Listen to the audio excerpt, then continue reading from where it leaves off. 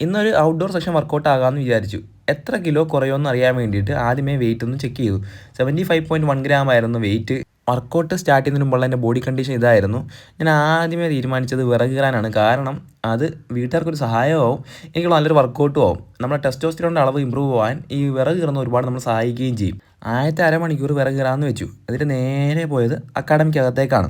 Wait നോക്കിയപ്പോഴത്തേക്കും 74.6, അതായത് 500 gram കുറഞ്ഞിട്ടുണ്ട്. അതിനിട്ട് നേരെ റോഡിലേക്ക് ഇറങ്ങി. ആദ്യമേ ചെയ്തത് ഫ്രണ്ട് കിക്കായിരുന്നു. ഫ്രണ്ട് കിക്ക് 50 കൗണ്ട് ചെയ്തിട്ട് നേരെ പുഷപ്പിലേക്ക് പോയി. പിന്നെ കുറച്ച് നേരം ഷാഡോ ബോക്സിങ് ചെയ്തു. അതിനിട്ട് വീണ്ടും പുഷപ്പ് ചെയ്തു, വീണ്ടും ഷാഡോ ബോക്സിങ് ചെയ്തു, വീണ്ടും കിക്ക് ചെയ്തു.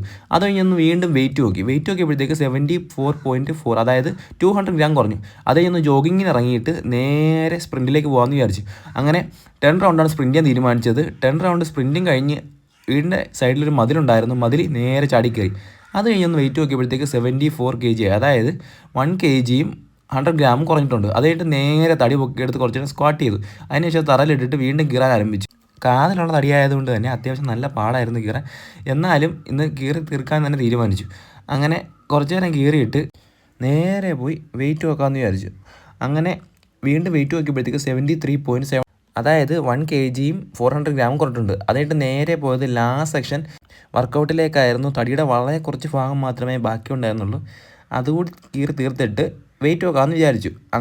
അങ്ങനെ വിറക് മുഴുവൻ ഇന്ന് കീറി തീർത്തു.